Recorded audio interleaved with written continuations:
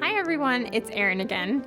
Today I'm going to show you 3 steps to improve your scales and arpeggios immediately. So hop on your bench and let's get going.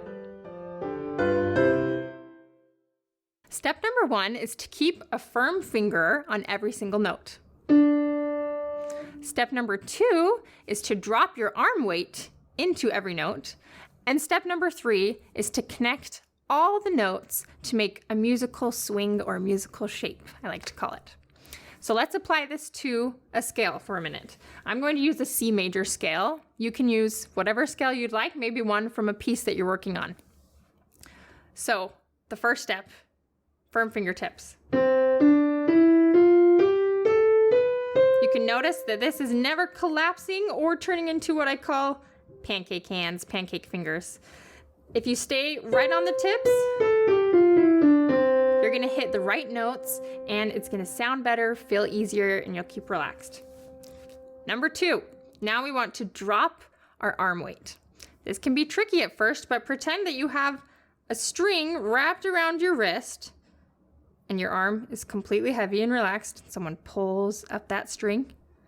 And what would happen if someone cut it? It would fall. It would drop all the way to the bottom.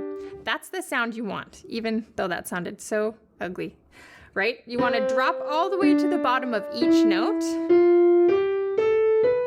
like a pebble or a rock that's dropping to the bottom of a pond, not one of the bugs that just walks on top of the water. Step number 3. Now that we're good at dropping our weight on each note, we don't want it to turn into a robot sound. We want it to be connected and smooth. So I start with a nice drop at the beginning and I let it carry me all the way to the top or to the bottom.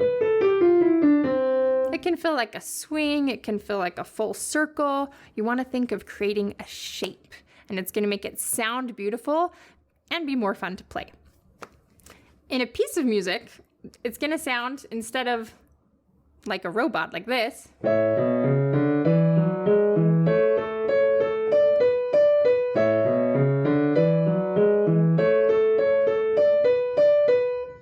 when we add in our musical swings and shapes, it'll sound more like this.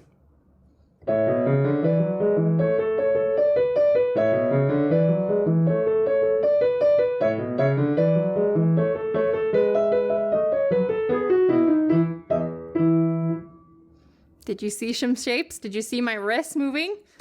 Try it in your music. Now let's apply it to an arpeggio. Already, an arpeggio is going to be harder to keep right on your fingertips, which is our first step, because our hand is more spread out. Instead of playing steps, we're playing skips. We're playing a chord. But it's still so important to stay right on the tips of your fingers so you're not hitting any double notes, and to make sure that it's accurate and easy to play. Number 2 is we still want to drop. We want our pebble to drop all the way to the bottom of the pond. We want to drop our weight on every single note. It's almost like it feels like it's going to the bottom of the keyboard when you play it. So practice like this, like you've got a trampoline happening here. And you're gonna get an incredible sound out of the keyboard and stay nice and relaxed. Now, to avoid sounding like an arpeggio robot, now we apply our swing shape. You start with a good drop at the beginning, let it carry you, and connect your notes all the way up, all the way down. Arpeggios come in a lot of different shapes and sizes, but they're going to be all over in your music. In this example, the arpeggios are long and slow, but I'm going to play it and see if you can catch that swing motion, that connected motion that makes it sound so different.